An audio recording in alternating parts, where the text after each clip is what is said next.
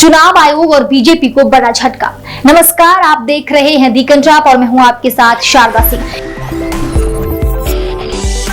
कलकत्ता उच्च न्यायालय ने भाजपा को अगले आदेश तक तृणमूल कांग्रेस के खिलाफ किसी भी प्रकार के अपमानजनक विज्ञापन प्रकाशित करने से रोक लगा दिया। उच्च न्यायालय ने पार्टी पर व्यक्तिगत हमले करने वाले भाजपा के विज्ञापनों के खिलाफ टीएमसी द्वारा दायर शिकायतों को संबोधित करने में घोर विफल होने के लिए भारत के चुनाव आयोग को भी फटकार लगाई।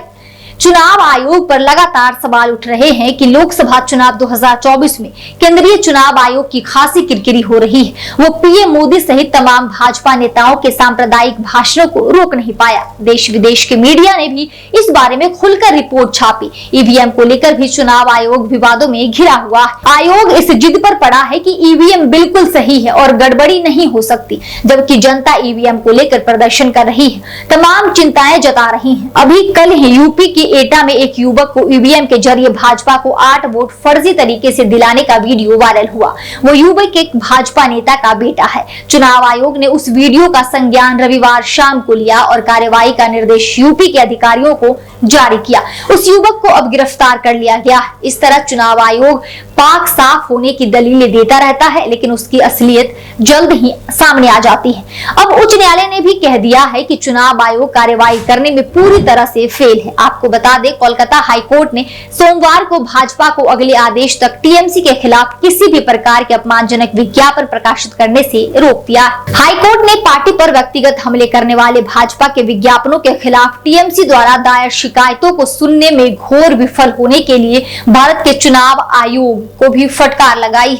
अदालत ने कहा, चुनाव आयोग तय समय में टीएमसी की शिकायतों को सुनने में पूरी तरह विफल रही।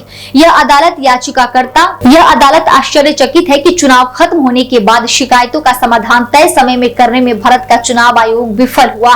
यह अदालत निषेधता आदेश पारित करने के लिए बाध्य है। जस्टिस सब्यसाची भट्टाचार्य ने भाजपा के विज्ञापनों के खिलाफ टीएमसी द्वारा दायर शिकायतों की सुनवाई करते हुए यह टिप्पणी की।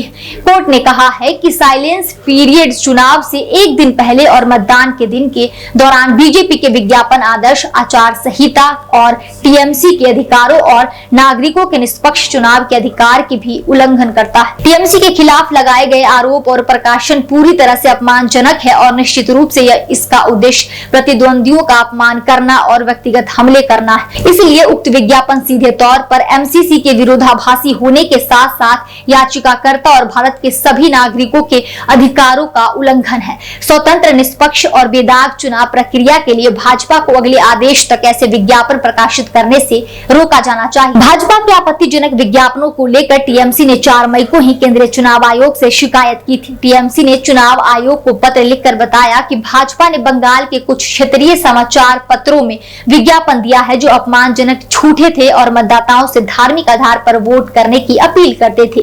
चुनाव आयोग कानों में तेल डाले बैठा रहा। जिस तरह उसने पीएम मोदी के सांप्रदायिक भाषणों पर कोई ठोस कार्रवाई नहीं की, उसी तरह इस मामले में भी किया गया। चुनाव आयोग ने जब देश की मामला अदालत में चला गया और कोर्ट एक्शन के लिए कह सकता है, तो आयोग शनिवार 18 मई को सक्रिय हुआ। आयोग ने शनिवार को पश्चिम बंगाल भाजपा अध्यक्ष सुकांत मजूमदार को उनकी पार्टी और कथित तौर पर टीएमसी को निशाना बनाने वाले विज्ञापनों पर 2 अलग-अलग कारण बताओ नोटिस जारी किया। आयोग ने बीजेपी नेता को मंगलवार शाम 5 बजे तक अपना जवाब देने को कहा है। चुनाव आयोग ने प्रदेश भाजपा अध्यक्ष को दिए नोटिस में कहा है कि विज्ञापन को मौजूदा लोकसभा चुनावों के लिए लागू आदर्श आचार संहिता और राजनीतिक दलों को दी गई सलाह का उल्लंघन क्यों नहीं माना जाना चाहिए।